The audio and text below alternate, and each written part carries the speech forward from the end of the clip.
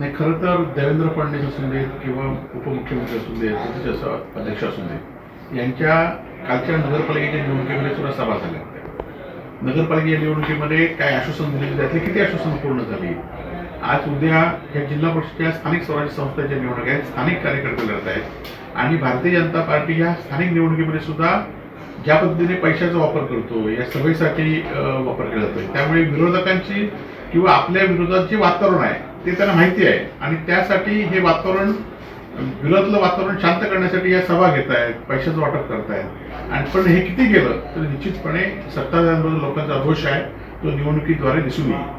साहेब, नगरपंचायत निवडणुकीमध्ये भाजपला कमी यश मिळाल्यानंतर ज्या निवडणुका रवींद्र चव्हाण यांच्या नेतृत्वाखाली झाल्या होत्या आणि आता ज्या जिल्हा परिषद स्थानिक स्वराज्य निवडणुका आहेत त्या मात्र नारायण राणे यांच्या नेतृत्वाखाली घेताना पाहायला मिळते. कुठेतरी हे भाजपने बोध घेतलेला पाहायला मिळतं. नाही, निश्चितपणे रवींद्र चव्हाणांनी ज्या पद्धतीने पैशाचं वाटप करून निवडणुका किंवा आपलं नेतृत्व पुढे करण्यात करत होते, ते रवींद्र चव्हाणचं नेतृत्व मात्र या निवडणुकीमध्ये पूर्ण नेस्तामधून झालेलं आहे. खरं तर ज्या रवींद्र चव्हाणांनी ही जी पद्धत सुरू केली होती ती पूर्णपणे चुकीची या जिल्ह्यामध्ये होती. अशी पद्धत जिल्ह्यामध्ये कधी नव्हती. परंतु त्यांच्या निवडणुकीची जी पद्धत होती कालच्या नगरपालिका निवडणुकीमध्ये ती कशा निश्चित झाली आपण सगळ्यांनी बघितलेली आहे.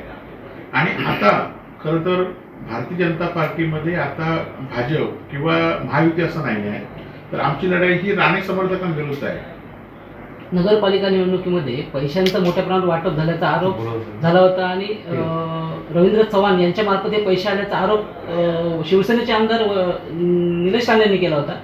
या निवडणुकीत असंच काही प्रकार होईल असं वाटतं का आपल्याला? नाही, खरं तर निलेश राणेंनी आरोप केले, परंतु निलेश राणे निवडणुकीनंतर निलेश राणेंनी आपली तलवार म्यान केली किंवा शेपूट घातलं असं म्हणता येईल. कारण निलेश राणेंनंतरच ज्या रवींद्र चव्हाणांवर आरोप केले आणि निवडणुकीमध्ये वातावरण केलं आणि निवडणूक जिंकण्यासाठी प्रयत्न केले, परंतु निवडणूक झाल्यानंतर तेच रवींद्र चव्हाण आपल्याला त्रास देतील, भारतीय जनता पार्टी त्रास देतील म्हणून कशी तलवार म्यान केली, कशी तलवार शेपूट घातली ते आपण सगळ्यांनी बघितलं असेल. की रवींद्र चव्हाणांची भेट घेतली, नंतर पुन्हा एकदा त्यांच्या घरी जाऊन भेट घेतली, भाजपच्या लोकांची भेट घेतली, माझं असं नाही होतं म्हणून सांगितलं, म्हणून ते त्या भूमिकेवर ठाम राहिले नाही. त्यामुळे आता लोकांचा विश्वास कोणावर लोकांना विश्वास ठेवा हा पण प्रश्न लोकांपुढे आहे. जिल्हा परिषद पंचायत समिती निवडणूक ही महायुती एकतर्फी जिंकेल, शिवसेनेचं अस्तित्वच संपलं अशी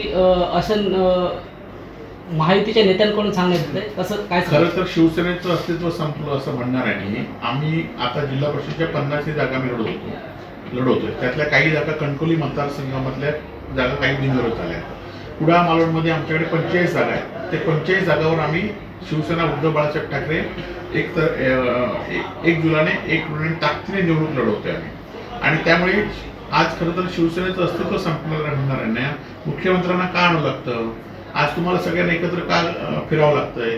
तुम्हाला आमच्या उमेदवारांकडे पैसे घेऊन का द्यावं लागतात? छोटे छोटे आमचे उमेदवार आहेत की ज्यांचे एक महिला उमेदवार आहेत, त्यांचे पती MSCB मध्ये कंत्राट बेसिसवर आहेत. त्यांना कालपासून त्या कंत्राट बेसिसवर काढून टाकणार म्हणून फोन करत आहेत. काही लोकांना त्यांचे एखादं डंपर असेल तर त्या डंपरचं आम्ही RTO समोर पकडून देणार म्हणून सांगतायत. आणि असा दावा तुम्हाला का नव्हतं? तुम्ही जर चांगलं काम केलं असेल, तुमच्याकडे ताकद आहे, तुम्ही जर लोकप्रतिनिधी म्हणून काम करताय, तर तुम्ही विरोधी उमेदवारांना दबाव का ठेवताय आणि मुख्यमंत्र्यांना आणून काय दाखवू इच्छित आहे? आणि त्यामुळे मुख्यमंत्र्यांचा माझा प्रश्न आहे की गेल्या 2 वर्षांमध्ये तुमचं सत्ता, गेली 2.5 वर्ष आणि आता 4 वर्ष झाली सत्ता, तुम्ही या सिंधुदुर्ग जिल्ह्यासाठी काय दिलं हे खरं तर मुख्यमंत्र्यांनी मला सांगितलं पाहिजे. विनायक राऊत आणि वैभव नाईक यांच्या गटबाजीमुळे अनेक कार्यकर्ते शिवसेना सोडतायत असं दत्ता सामंत म्हणतात. नाही, खरं तर आज आपण बघितलं असेल काही दिवसापूर्वी सतीश सावंतांची समीर नरवडेची काय परिस्थिती झाली, काही नंतर गोट्या सावंतची काय परिस्थिती झाली. त्यामुळे आपली परिस्थिती कधी होईल हे त्यांनी बघावं. आमचं काय दत्त सावंतांबद्दल काय मत वाईट आहे असं आमचं म्हणणं नाही. आणि मी निवडणुकीमध्ये खरं तर मी कार्यकर्ता असं आहे की ज्या लोकांनी मला निवडून दिलं, जे कार्यकर्ते माझ्या पाठीशी लागले, माझा दुर्दैवाचा पराभव झाला तरी त्या कार्यकर्त्याची ताकदीने मी उभा आहे.